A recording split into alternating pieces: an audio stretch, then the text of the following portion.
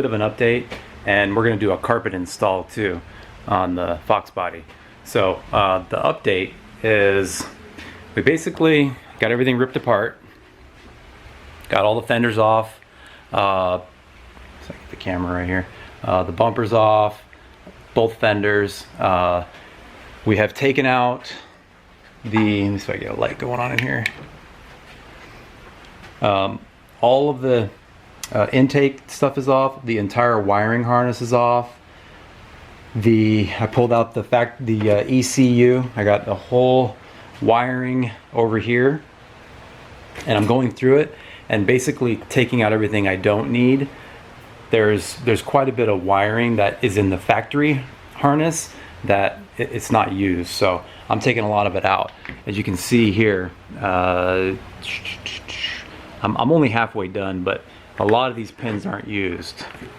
I'm not gonna go through that because there's a lot of videos on YouTube about the 1JZ VVTi on how to wire it and what wires you need and don't need. So I'm just going through it, and I have some documentation from I got off the web, and basically a diagram shows everything. So yeah, that's what's going on. I did the relocation on the oil filter. That whole oil cooler system's gone. I need to figure out a way to block off this coolant line, and there's a coolant passage in the block right here I need to block off, and also a coolant passage here. So yeah, and my plan is to take and rewire the wiring harness so that I can run the harness basically like this. The coils, injectors. Oh, it's getting blurry. Yeah, the coils, and then wrap it around here. The injectors down, and then where the automatic transmission is, and then run it over here, and then into the firewall. So that's the plan. So, but right now what I'm going to do is I got the carpet from LMR, and when I took this carpet out, I wasn't extremely happy that it's all kind of stained up. I don't know if you can see that on video or not, but stains all over it. So yeah, I went ahead and bought new carpet. So I'm going to show you guys that's what I'm going to do in this video, just so you guys can learn something. I'm going to show you how I do it. I cut a lot of stuff out, so I'm not going to need all the holes in the carpet, but you lay this carpet on top of the new one. Make sure it's clean. You lay it on top of there, and then you can trace out the holes where you want to cut. There's a lot of holes like where the seat bolts in, and the shifter obviously, and all that. But I'm not going to cut holes, for the passenger seat. I'm not going to cut holes for the center console where the emergency brake used to be, because I took all that out. So I'm going to leave that without any hole or anything like that. So and I got the bulkhead too, the Scott Rod bulkhead that I'll be installing too, but I'm not going to do that yet. Yeah, the reason I'm not going to do that is because I want to reinforce the upper control arm mounts. So that's one thing I'm going to need to do before I put that bulkhead in. So yeah, but anyway, let me go ahead and get the unbox this here, get this carpet out, and I'm going to try to lay it out in here. It's raining out again in Florida. We got this hurricane, and we're getting some of the little bits of it over here. So, but I'm going to try and lay it out in my garage over here, and then kind of do the tracing out, and then lay it in the car, and let's see how it looks.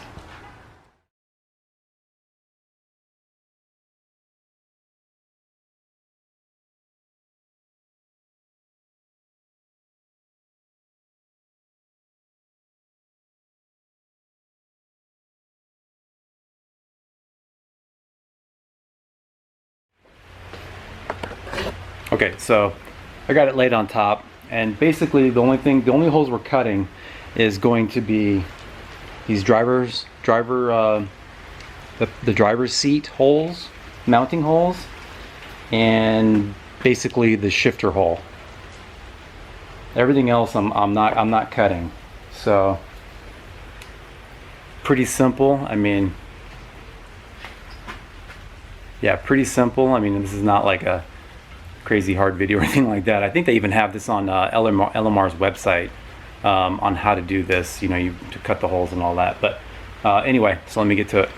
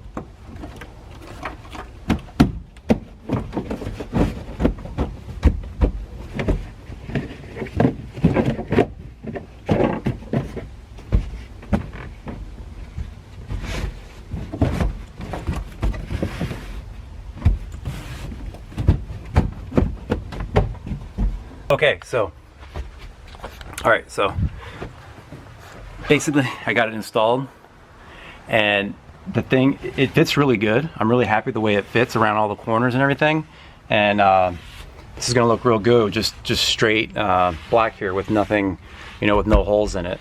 And the console, like I said before, you know, let me see if I can put the console in and show you guys what it's gonna look like. If you've been to the racetrack and you've seen Mustangs that, you know, they basically just use for drag racing, a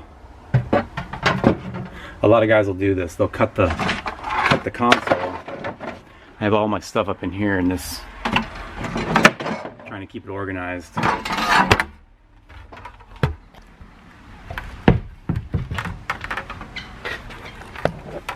About dropped everything. So yeah, I just want to show you what the console is gonna look like.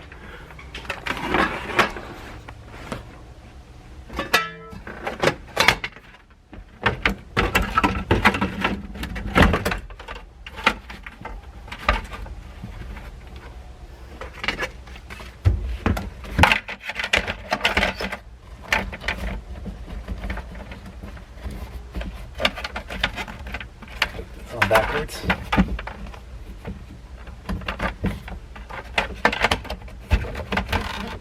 Like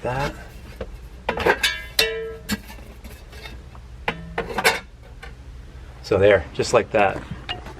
It's basically what it's going to look like, you know, with nothing behind it. You know, in the future, if I do end up going with like the Power Glide, you know, if I do go with the Power Glide, and I'm gonna have to get a different shifter anyway, so I'll probably end up making like a little bracket here to mount the shifter, and then this what I can do is just buy a block off plate. So then I can have some gauges and switches in there and all that. So, but yeah, that's how it's gonna. For now, this is how it's gonna look for now, while I'm using the automatic transmission, the Toyota transmission. So, but yeah, everything looks really good. So yeah, and like I said before, I'm basically gonna come through the firewall here with the wiring harness, and I bought a piece of carbon fiber sheet that I'm gonna mount the ECU and my relay board, and it's just some, you know, just some stuff like that, some electrical components, basically back in here, probably up against that back wall there. It's gonna be a nice carbon fiber plate for all the electronics, because I want to try and get this out of here. This is the relay board I made.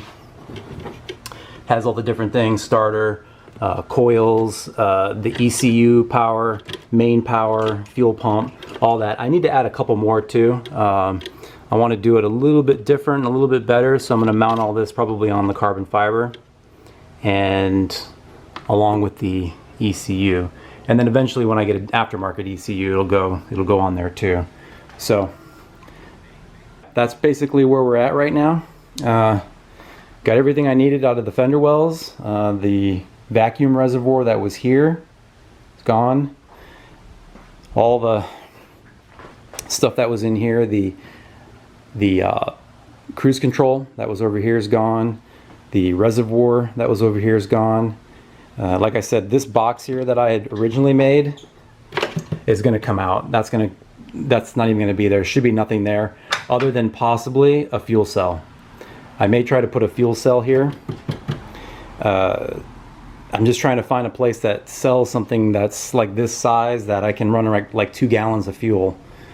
That would be a huge weight savings. I mean, to get this big huge tank out of here, you know, the Foxbody tanks they're pretty heavy, and if I'm just using this for drag only, I don't really need a lot of fuel. And I plan on running in the future E85.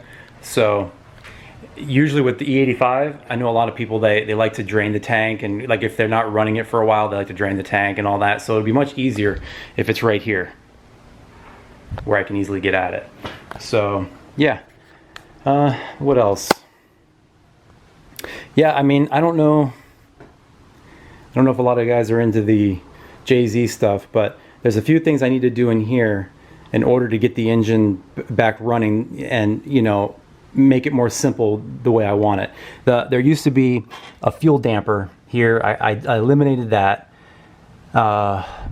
So basically, I'm going to just go straight to the fuel rail with like that. I'm going to have to get a fitting for this fuel rail to put like an aftermarket fuel pressure regulator, you know, an adjustable one, and then there's also a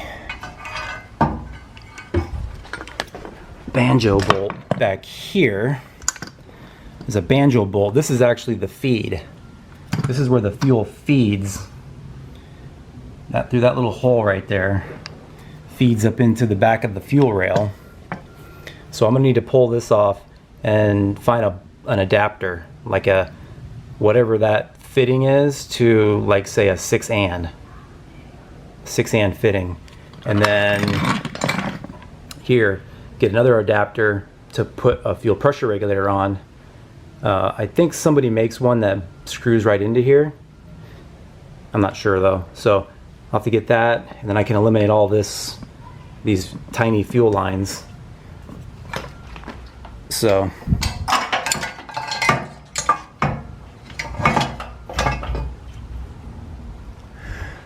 So yeah, but the main thing is what I've been working on the last couple days is this wiring harness. So there's a lot here. I know it seems like it's really kind of crazy, but I do have most of it figured out. You know, I have most of it figured out. I have these are the injectors. Basically, when I just tie them all together once I find everything I need. These are all the injectors, the 6 there, and the coil plugs, I have those here. They're marked. This is like it fires in twos, so you know 1 and 2. That goes to 1 and 2, but it actually fires. So anyway, yeah. This one here, 1 and 2 would plug into the first coil, which fires cylinder 2 and 5. 2 and 5 fire together, and 1 and 6 fire together, and 3 and 4 fire together. So that's why you only need three plugs to go to the coils. So anyway, yeah, I mean, it's like I said, it's not that bad. I've got a few more things to figure out. There's quite a few that aren't used. I've only got to this connector and this connector. Now I'm headed on to these two. And once I get everything eliminated, you'd be surprised how little you need to get these things to run. You don't need half of that. So a lot of it, honestly, is this here, which all this here is, that's all for the automatic transmission. So there's probably this whole entire bundle here of wires.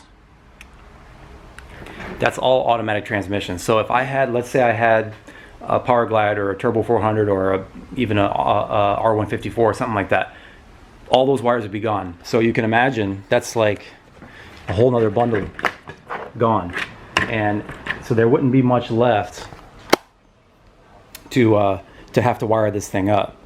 You know, and if I go with a standalone, there would even be less, because I wouldn't need this is the mass air plug. So there's 5 wires there you wouldn't need, because an aftermarket ECU would run off a map. So and there's the O2, you would need that. But yeah, there's a lot you wouldn't really need. So, but anyway, this is not going to be a very long video, just basically an update, and then showed you guys how to do the install on the carpet. Really stupid simple, but I'm just trying to give you guys an update because it's been about a week since I made a video. So, and the next one, like I said, I need to install this bulkhead, the Scott Rock bulkhead. That's basically, I'm gonna have to wait a little bit on that, because like I said, I want to do the upper control arm reinforcement, the torque boxes, basically to make sure that they don't get pulled out. And then, because once you put this in, you really can't, it's riveted in, so you don't want to do that and then have to drill it out to get it back out in order to work on the torque boxes. So, but anyway, hope you guys like this little update video, and maybe you learned a little something. And but I'll check you guys next time, and don't forget to like, share, and subscribe. I'm getting up there in subscribers, not too many, I don't have that many, but if you guys subscribe, that would really be helping me out. So anyway, check you next time.